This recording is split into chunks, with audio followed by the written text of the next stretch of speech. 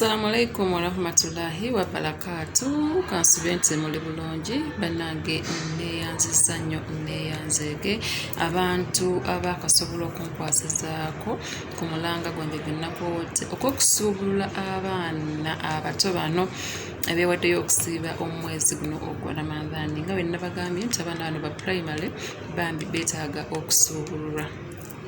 Neyanzege abantu abakanyimirirawo mu kaseera kano era nga nsuubira nti n'abalala tugenda kukola bwe tutyo. Nsiimidde ddala.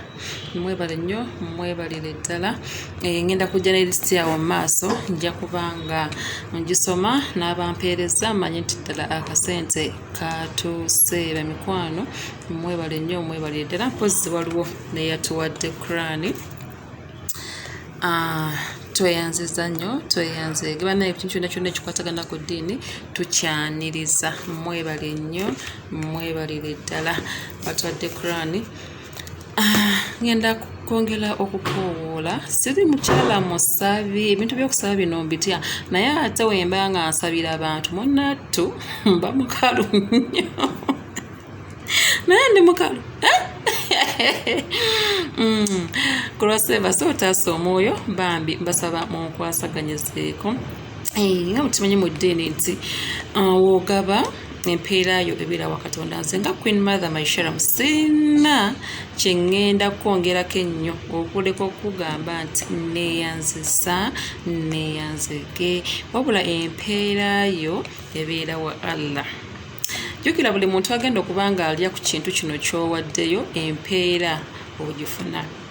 Omulamwa guno guli nnyo nagutadde nnyo ku bantu abafiirwa abazadde. Ffe tuba tusinga okwenyigira nnyo mu kintu. Abazadde baffe tetulina kye tusobola kubasasula okuggyako okubatoolera ebintu nga bino. Tebakyalina maanyi, tebakyalina buyinza, tebakyesobola kubaako kye beekolera okuggyako ffe bye baalekawo okuba nga tubayimirira nga tuwaayo ku lwabwe. Allah n'abanga nabasobola okubagondeza mu kabuli yaabwe gye bali olw'ebyo bye babeera baaleka ku nsi nga babakolera. Kati munnange mulekwa ndi nfunzi mpozi, munnange nfunzi munnange mulekwa. Eriyo ebisesa naye nga ge mazima. Tuweeyo okulaba bazadde baffe abo abaatuva ku maaso. Naawe akyabalina alhamdulillah. Era osobola okuwaayo ku lwa mukwano gwo eyakuvaako, ku lwa maama wo omuto eyakuvaako, ku lwa taata wo omuto, ku lwa ssengaawo, ku lwa kojjaawo, omuntu oyo yenna eyafa okusingira ddala nga yali musiraamu. Era buli w'otoola n'owaayo ogamba mpaddeyo ku lwa gundi. Allah akugondeze, Allah akulamuze kisa, akuwe jjana Firdausi. Allah abaawulira essaala eyo gy'oba waddeyo ku lw'omuntu oyo. Eryo nabanga ne Queen Mother abula munnange. Kano tugamba tutandikire ku nnusu 1000. Nyotuwa nnusu tugambe ddala nsindika nta nnusu 1000. Mukwano gwange 1000 olwo ndukola kinene nnyo. Mpozi bw'oba osindika 1000 kuteekako eky'ebitaano. Mbeere nga nsobola okufuna 1000 luli.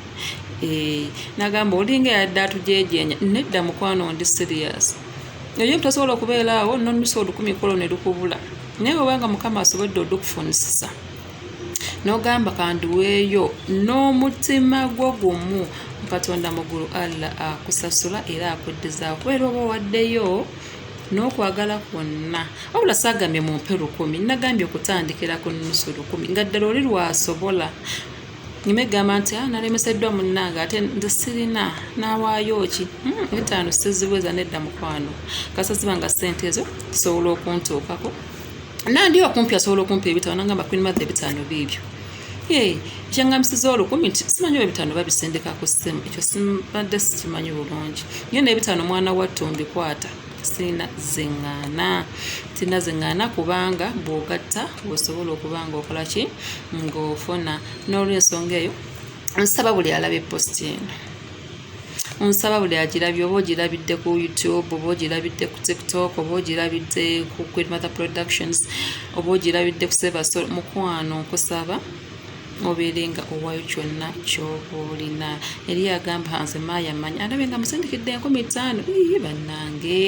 Bannange teri ssente ntono.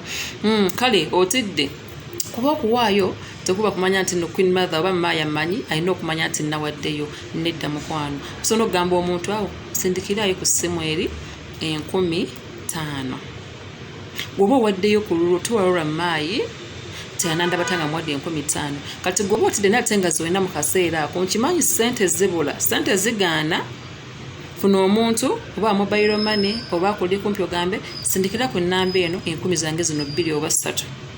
Towaayo maayi kumanya nti towaayo maayi kumanya nti nno wawaddeyo. Olwayo lwa Katonda wo n'oyo omuntu gw'oba oyisirizaako okuweebwayo. Nawe omuntu osobola okweweerayo nga guno gamba ku lwange mpaddeyo 10,000 zange zino 2 Allah mpisizaako ekintu kino bwekiti nga bwe nabagambye ku lw'omukaaga luno ku Star TV ngenda kuba ne Sheikh asobola otulambulirira amakulu agali mu kuwaayo.